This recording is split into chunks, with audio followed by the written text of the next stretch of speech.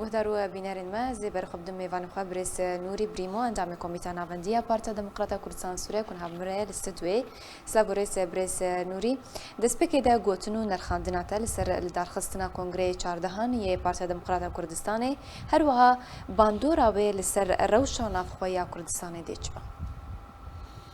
یعنی براستی ایرو دارخستنا کنگره پارتی دموکراتی کردستان شتکی پیروزه نجبو پارتی تنه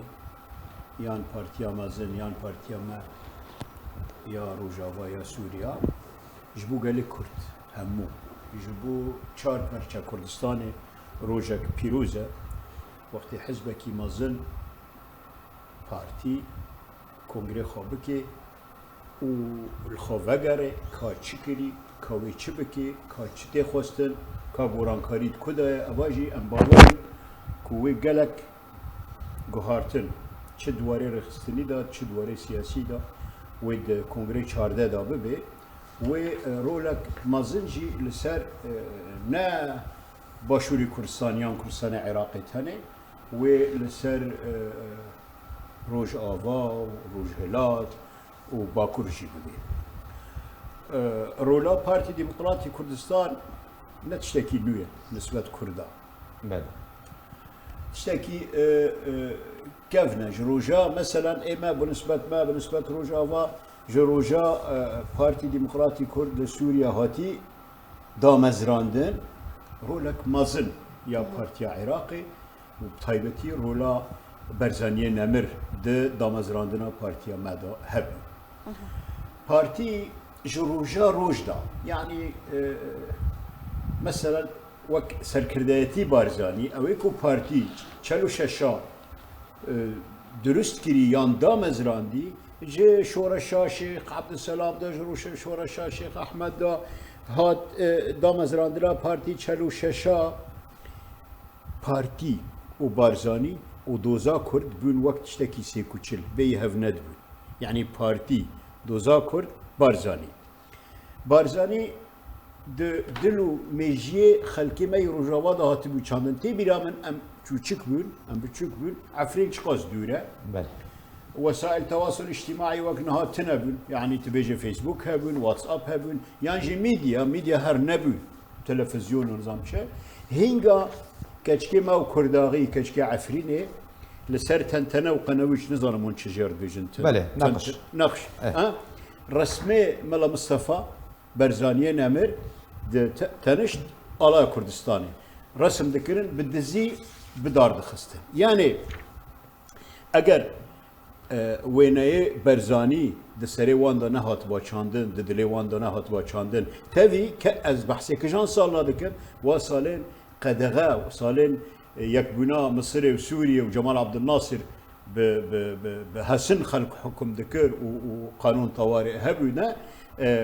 كتشكيما لروجافا لعفرينه ويناي ملا مصطفى برزاني نمر و على كردستان رسم ذكرنا يعني بارتي بكاريخه بخباتاخه بپشمرگياتي بالشهيده خو اثبات كري نكو والله مثلا ام بيجن قالك حزب دست صاليا بوريدا هبو حزب المازن حزب الشيوعي بارتيا كومونيستا سوفيت هبو حركة فتح فلسطينية هبو ناصري هبو بعثي هبو يك جنما ثاني فتح ماي اوجي يعني تقريبا بيا حزب دودية صاحب فلسطيني ده بينما بارتي ديمقراطي كردستان چنكي حزبكي ليبرال ديمقراطا چنكي بيرو باوري بتداول السلطة هيا چنكي بهيمني لمجارة همية دنري چنكي بيجي چارة سركرنا برسا كردي بديالوكيه بشتي بارتي قالك احزاب وحزبوك تشيبو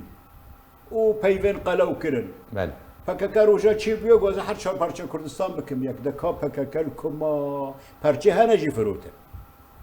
برامبر بارتي ديمقراطي كردستان بفضله طبعا او سركردايتي بارزاني اوين بحكمة اف حزب بريفا برنا وحتى ايرو اخر ديمان يعني ديمان هري داويه كونغري چارده يعني كاكي جزء عمائي عالمي بوي رنگي درد كويد بيجي يعني سلطة تسليم دكي بيجي من از جيلك مقالك خباتك واز حزدك بيش مرنك از استقالة خابدم استس يعني تدي عرب بيجم بسلاسة يعني بنرمي او حزبين حزب الشيوعي السوفيتي وحزب الناصري وحزب جبو تشكستن تشنكيني حزبني راديكالي بون انقلابي بون بينما بارتي ديمقراطي كردستان اري حزبك نتويه اري برگريا دوزا كردي دكي بلام شكلي كار برنسيبين كار يانجي ديسبلينيد ناف حزب دا حزبكي ليبرال ديمقراطي فكرا وممارسه باش ابي هشتي ثمان دريج بي وروج لبي روجي بيش دهاري تطوير بانها حزب رقم 1 لعراق يانجي مروف دكاري بحزب رقم 1 الشرق الاوسط روجاتا نافين كا بعسي وكا ناصري كا فتح كا فلان يعني اواجي بوما سربلنديه اما وكفار ديمقراطي كردستاني سوريا يعني ام ما مستانوري از بهم سر باندورا كونجر وچا كردن سوري بتاعتي بارتي ديمقراطيه كردستان سوريا من سر ديرو كي اخذ بماس لا استفازم هناك انه چن بجن ان گوهارتن ان گوبريار يرو كود كونجر ده هاتنا ستاندن بيرا هم تجبين هم بيرا تماشاوانش بينم وكومنت جيل سر بكن بگومان ده سروک بارزانی وک سروک پارتی دموکراتیک کردستان هات البجاردن او نچروان بارزانی و مسرور بارزانی وک جگرین سروک بریان کو هاتنا ستاندن ماموستا انجمنات کوشران هاتا دامازراندن ناوی سرکرداتی بو کمیته نابندی بجند انجمنا سرکرداتی پارتی دهوکی وره دامازراندن انجمنا سرکرداتی پارزگهان و بمینه بریارن سروک بارزانی کوی هفته و 6 کسان مدالیا بارزانی به بخشه هروهات کنگره 14 هنده انگو کنگره 14 هنو ایشف بداوی وره یک جبریاران جی هر نافچه یکان جهاد لقا دوی هر 2 سالان جارک کنفرانس خو یه نخوی انجام بده کمیته نوندی پارتی دوی هر 5 سالان جارک کنفرانس انجام بده هر لقا کی پارتی دوی 6 کارگرین وی هبن هر بنگه که پارتی دوی نکیمی دهان دامان بن هر نافچه که پارتی دموکراتی کردستان جه 4 نویزگهان پیکته کمیته نوندی پارتی سرکرداتی پارتی جه 51 اندامان لی گل نه اندامن یدک پیکته ابیکو وسبات نستاندن هروها بریارن کو پیش راحت نستاندن او اندامن بری مکتب سیاسی پارتی دموکراتا کردستان به هر بجاردن بونه اندامن کمیته نوندی کوجی ناویوا برئیس فاضل میرانی هوشیار زباری آزاد برواری محمود محمد ربواری الدا کمال کرکوکی زعیم علی اب بونه اندام کمیته به هر بجاردن هر وایک جبریاران 17 کس پشتیکو کمیته نوندی وره هر بجاردن 15 حتی 17 کسان و بو مکتب سیاسی ورنه هر بجاردن سکرتیری پست سکرتیری مکتب سیاسی نما هذا الادان شو نوع دسته بوری آوا کردن 5 کس او دسته 5 کسن یک جوابی به سروک دسته ابجیک طبعا اب 5 کس وکینگ ورنه هالبجاردن ج اندام المكتب السياسي بشتي هالبجاردن نواجه كوميتا نافندي يعني موستا نوري فردا اب گوهارتنین کو چه بونه يعني نبا بريان کو هات نستادن هنا بگومان کنگر بردامه یک جه خانن هری گرینگ يعني رجاج نازی ده بابو پازده دنگدان کنگر ده بالکترونیا يعني اب حمود ده کنگر ایسالی 14 دهاتنا پیرو کرن و انگو بجی کرن بریال هات نستادن اب گوهارتن انگو اب سیستمی کو پارتی کنگر پیل انجام دایب اب سرکتنا کو دای خویا کرن چواته یک جره هست چه نشانه که ده او کسین کو خو آماده کردن به خواندن فاتحه سر پارتی زانه هر چه بریارات بنستاندن پیروز بیل پارتی و پیروز بیل سروک بارزانی و پیروز بیل گری کردستان اف بریاری هات نستاندن یعنی براستی بریارن نوعینه گوهارتنک ریخستنی او گوهارتنک ارتفی امن يعني بلكي نحق ما بيان ام تدخل شيء ريخستني بكن وكنو تشاوغو او تشتكي باشا او لي بهنا قهرتني جيتي يعني رجاجنا وقت زيدا ببي معناه خطي وواتي رجايا جنجاجي زيدا ببي او جي باشا وقت مكتب سياسي يعني تشتن هنا باور بك بلكي ئیشێ وانە ئیشێ پارتیە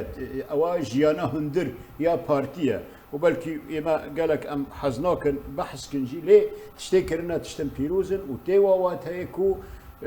یعنی وێ گوهارتنن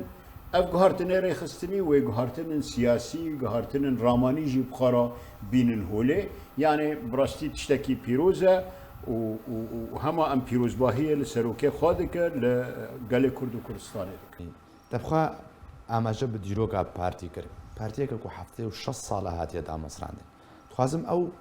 بناغێن کورسەر هاتنە ئاباکردن چ نەحتاک و حتی 6 ساڵە خۆ بگرێ و پشتی 6 ساڵە بێ بەهێزوونە هاوەێ خویاکردن ئەڤەک یا دوێ کو ببێ پارتیەکە کوتەگۆ پارتی دیموکراتی کوردستان تەڤایە هەر کوردێکی کورد پەروەەر خوا بە ئەندامەوێت بینێ بە پارتیا خۆت بینی یعنی ئەو بنەماچنە وش بەرچە هەموو کوردێک وێ پارتیا خۆت بینێ زانێ پارتی دیموکراتی کوردستان خودی ڕۆلەک کەفر و نوژەن دەبێ لە یعنی هەما 100 ساڵە بوریدا پارتی دیموکراتی کوردستان ڕێڤەبەریە تەفگەرانەتەوە خاز و کورد کرد یعنی حرەکەت تحرر کوردی هەر پارتی بوو سەرکێشیەوەی پارتی کرد و هەر بەشێکی بەسمە هەیە بۆ نمونە ڕۆژهەڵات کۆمارە کوردستانی قاضی محەممەد ڕۆلەک بەرزانیە نەمر ڕۆلەک بەرز دوا کۆمارێدا هەبوو و بەرزانی تەنازل نەکرد و ڕەحمەتی و 500 پێشمەرگە پیاسە بە مەشێ چون سوڤێت یانێ بەسمەیە هەبوو ئەوەش بیر نابێ هەوا دفکر و ڕامانە کورد و کوردایەتیدا تێنیفساندن ئالایە کوردستانê ji قاضی محەممەد ڕەحمەتی تەسلیم بر و ئەو ئالا ئیرۆ لە پەرلەمانەی کوردستانê لە عێراقê لە پەرلەمانەی عێراقê بەرز دەبێ ئەوە نابێ مرۆڤ vêj bîr bike ya dû li Rojavayê Kurdistan Parti Demokratî Kurdistan damezrandin Parti Demokratî Kurdistan me mesîrak heye me dîrokek heye ji roja em hatine damezrandin çi hikûmat dihatin em îstihdaf dibûn xêr e çinki em partî bûn berzanî bûn helgirê proja netewî Kurdî li Bakur damezrandina Parti Demokratî Kurdistan li wêrê hedeke Bakur partî û berzanî damezrand bi alîkariya wan bû ewan niha kî xêrî partî helgirê proja netewî Kurdî ye kî kê Daeş û Maeş ji Kobanê derxistin ev qas mesafet di nav Tirkiye ra debabê Herêma Kurdistanê çûn Kobaniyê eger ne rola cenabê Serok Beroz Mesud Barzanî ba yani ne Daeş Kobaniyê xaribî û PKK ji wêrê revî bû ême em nehatine behsa hezbekî dî bikin şengal kê rizgar kir û tekra dan destê xelkê wê rojê vîdyok bela dibe nizanim biçi bêjê bi xêra me carek din ala Kurdistanê hatî şengalê dibêjê yani kiçek yek berpirsiyarê PKK ya fexr dike dibêjê heta PDK li şengalê bû ti ala Iraqê nedahatin şengalê ala Kurdistanê hebû ewa nehatî ala Kurdistanê daxistî ala Iraqê ra yani وقتی تگو پارتی دیموکراتی کردستان هلگرین نتوا پروژه نتویا کردیه لبا ما آنها رب ملیون کرد 300,000 کردی می روجاوا لوا هریمینه نب خیرا پارتی با و نب تعلیمات جناب سروک با و جناب سروک بدايه درگو تا اوا میوانه منن اره راست ام بفيرنجي باش بجينا ما حق هيا ام بجين ما حق هيا ام بكرن ما حق هيا ام بفروشن ما حق هيا ام تربير يعني مسا بونمونا خلكي ما بينا حسب هر روشا بنابر لبنان تماشاك لتركيا تماشاك بنابر سوري لأردن تماشاك بوش روشا بنابر ما رولا بارتيا نبخيرا فلان حزبي دنا افيكو قالك بالمناسبه وقت شورشا سوريا داس بيكري اف حزبو كدن قالك هولدان ورن خودی درکەون لە ئەنجومەنان نیشتیمانیە کوردی یان ورن خودی درکەون لە مەوجێ سوار بن بەڵام ئێمە وەک پارتی دیموکراتی کوردستان ما واضح 2011 ژوا ئەحزابێ دنڕەمەگو نەخێر ون نکانن سەرکێشیە پروژە نەتەوی کوردی ڕۆژاوای کوردستان چونکی ون پروژه و نتویتنه باشه تبی پروژه نتویه تبی از یکیتیا گالان د پاریزم تبی از چند کرسیال بغداد وجدت اگر تا پروژه نتوی کردی تنبی تیوری پروژه نتوی کردی لروجاوا اجبر و انها مثلا جناب سروک بدايه دوغوتي ون نبنابرن ون هاتنا ناف ما او قالك هول دا ما بكر ياك وكاكي عباس جيبوتي هولير ياك وهولير دو هولير ولا زال حتى انها تم جناب سروك بيجي دوي كردي روجافا ببن ياك تشتكي دي يا كان فيدراليش كرد وكردستان را كي تشيكر بارتي ديمقراطي كردستان صلاح 1907 اتفاقية حكم الذاتي برزانية نمر بالتاني أوجي ديسان يكي تيجي قتيبي كاس نمابي بالتاني شورشا أيلولي خاف يكم حكم ذاتي جو كردارا بارتي كر يكم فيدرالية جو كردارا كر شوك شعار سلوغان درشم تجي وك لسر عرضي يكم برلمان ويكم حكومة ويكم وأنا هاي يكم حزب لسر هستي عراقي ورجلاتنا فين بارتي ديمقراطي كردستان نكو ام هاتنا الفيري مدحي بارتي بك نخير بارتي خو اثبات كري بارتي دناف خلقي خدايا بارتي بوچه وي كرسيا هميه الكردستان اگر ندناف خلقي خدا بي غد بارتي غدر لكي كري حزب دن هنا غدري الهواله خادكن غدري الخلقي خادكن ببروجانا توينا واضح بيجي اما ام دوله ريفراندوم اگر نا اصرار جناب سروك با او بارتي با او ريفراندوم زاني او ريفراندوم بلكي هنا كحل يكي نابك لنا ريفراندوم سك بسك يعني سك يعني وك دوكومنتكي وك سنداك بو دمك كردستاني سدي حفتي وسي فاصله چندك جو كردستانيا دبيجن اري بو دولتا كردي اوا رولا بارتي بو غيري بارتي وانات يعني ولو بسر نخستن دجمني كردال دور ما كون بين وهولير محاصره كرن وعرض قرتن وعزمان قرتن بس تا ناماك شاند جكم الجهاني في دولتي را تا ناماك شاند دمك خلقي كرد بسر پرشتيا جناب سروك برئيس مسعود برزاني بحكمات شو سر دنگدانه سر صدوقه يعني يا كم ريفراندوم ديروكي يعني يا كم حكم ذاتي يا كم فيدراليه يا كم برلمان يا كم حكومات ويا كم ريفراندوم جو كردارا جارا ياكي بارتي و جناب سروك مسعود بارزاني كر افا ديروك فيدا نفسينه نكو ازو ما مستعد الواسط يعني اماتنا سر تلفزيوني بسنا بارتي وبرزاني دن نخير نا چي وانا خال سر عاده اثبات كري چونا واشنطن بجورج بوش را نشتنه وانا نهما هي حزب هنا الفاكرستاني نكون هرن بغداد رونن نا واشنطن نا فرنسا نا جناب سروك كاكنيشيرفان بريطانيا وانا هم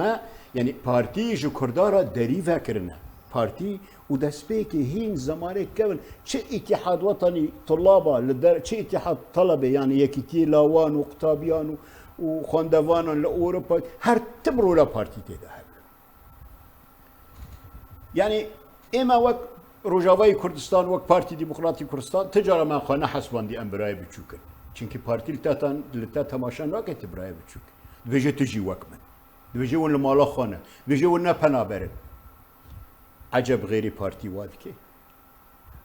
اجاش باروي وقت امتين بيجن بارتي رولك خاهية بارتي اوا نمدحه اوا حقيقه استا نوري زبم لسر اباكرنا انجمنا تيكو شران بخشينا ميداليا برزاني بو هفته و 6 كسان يعني ريزگرتنا سروك برزاني جه خباتكارن ديروكيرا يعني ويدري چه سياستك دخيا كرن جه هم خباتكاران راج معلباتي وان راج كسوكاري وارا كسوكاري شهيدان يكو بجن وفات من الدرخاكا كرساني دجاني خدان يعني سراسنا خويا قرن بحث بكن افري خستناكو هاتو تشكرن اف تنظيم انجمناتێک و شەران بەخشینە مدالیا بەرزانی ڕێزگرتن وایە ژمارە کەس چ نامەیەک سەراستا نافخۆیی دەکەین يعني زاني جبريدا بارتي قدري خباتكاري خو قدري بيشمرقا قدري حرتك وشركي ماندي بويا تشل كردستان عراقي وتشل روجاواي كردستان هرتم يعني بارتي هول داي جفه كسي جبير نبي يعني بونمونا ام بيجن لفيري فيستيفالا جيجار خون رحمتي تشيبيا فيستيفالا فلان يعني هنرمندكي دينن ج كردستان بيكركيش فلان يعني قالك قدر وقت ميداليه برزاني بده پیشمرگا بده خلقكي ماندي بويا يانجي انجمنكي تايبت بو تيكو شران اوا يعني بارتي بنانو خويه بارتي جفه كسي جبير ناكي اوا جيرا او دبي از حزكم بيري او بينم تشتكي يعني قالك تي برسكرن انه بوتش بارتي ديمقراطي كردستان قالك هولدان بشكين انه بوتش اف بارتي ناشكي بوتش وقت جناب سرو قوتي داربروه يعني اف تشاو داربرو وخير داربرو يعني چنكي بارتي نيتشرال يعني بشويكي طبيعي جزكي كردي بويا جدايك كردي تشالو شاشا لكردستان بارتي تشيب جدايك كردي بويا جممكي كردي ميتي خير وبيري كردستان خاري حتى رجائيرو اعتماد سر گنجين كردستاني پیشمرگه کی غریب تنه مرتزقه ناف پیشمرگه داتنه پیشمرگه گشتك اصلا پاسوانن برگرن يعني حزبك صافيه كرديه كردايتيه وزكي كي كردي بينما ده حزب دن خود بر بارتي راكر نمازن صالح هفته و پنجا يكتير شامي تشيب ام نطع عندكن حزبك خذي شهيده تماما ما ريز جراها بس حزبك شام تشيكي جدايه وحزبك جايين كردستاني تشيكي جدايه يعني يك جزكي كي كردي ممكن كي كردي بيتي بيا افا بارتيه دار بروه وقت جناب سروقوتي بس غيري بارتي لشامي تشيبي اول شامي تشيبي هلبت داويا يعني شام خدانه فككل شامي تشيبي نال كردستاني تشيبي لومان هات بيني بككات بيجي بروجه نتوي كردي تشيا وكردايتي تشيا ودولتا كردي تشيا ودوله قوميه تشكي متخلفه بارتي لكردستان تشيبيا وتماريخا بردانا ناو عرضي كردستاني وتجارة ناشكي جدوشتو دجمن رئيس باتكري بارتي نبي كردايتي جي ناميني روجا كيج روجا تببيني بارتي ناميني كردايتي ناميني چينكي اويدي غيري يعني ناز خلقي اتهام دكم نا دكارو خباتي دا بيليه يعني حزبكي وقت انه تشيبيا وك لقنديل تشيبيا تقول الا امكي 4 پرچه كردستان لشامي تشيبيا شو امكي 4 پرچه كردستاني باشت 4 پرچه كردستان تنهاج دبي دولتي كردي نگرك امه ديمقراطيه دخازن يعني بارتي يعني دوزا كرديه و بارتي بي برزانينا بي بارزاني يعني ابا معادله كبها وغريدا سيكوچله بارتيه بارزانيه دوزا كردي و كردايتيه لسر استا ناب دولتي بارتيا ديمقراطيا كردستان چاوا برواني دبر دوزا كردي دكريه يعني براستي چه كونغري نيف دولتي دبن جي فتراكي وفردا لدافوس دبن لدبي دبن كونغري ايكونومي كونغري باراستن و آسایشی نيف دولتي وقت دافوس بارتي تيدا حضوري خواهيه وهر جي تشوكو نبرسا كردي لكردستان عراقي تاني طرح ديكي نا برسا كردي لسرانسالي كردستاني وقت 4 برشا أبدا وآخر درس بارتي دا جيهاني يعني باور بك جيش سوريا البرداع الشكي جيش عراقي البرداعس 4 فيلق عراقي الموصلة داعش هم مداقرتان بارتي جناب سروق برز مسعود برزاني پیشمرگه جديفلا جيهاني همول هم برداعش راوستي وبخط دفاع اول وبيشمرقه داعش شكان نهاد هناك دبيجن مال باغوز داعش كان دي او امريكان شكان لفيري امريكان نبل بيشمرقه جبهه جموصله دا مخمور دا قرت حيا سحيله همبر داعش اواجي بارتي كر بدنجو برانك يعني بيش عالمي يعني كرد يعني بارتينا بارتي يعني برزانية يعني اوي كو داعش شكاندنا هر اوروبا هر كيري بيجا كي كي اسلامي تندرو نها وقت حزبك نتوي ناف نتوا كردا تندرو جهانا معتدل جهانا وقت حزبك كردي الهمبر تنظيمك ارهابي تندرو راديكالي راوستي ودفنوي بشكلي بيش عالمي ونعم دبيجن بارتي دفنا داعش كنا عالم دبيجن نش بارتي با نش بيشمركي كردستاني با داعش ندشكي ولو انا داعش تشتكي دين بكره افاجي يعني افقشتك فاكترن كو بارتي ديمقراطي كردستان هر رولا خو مازن ببي وهر بردوام كيد برگريا خوش بردوزا كردي هر چهار پارچه كردستان باشا مامستا نوری گلک سپاس مامستا نوری بریمو اندامكم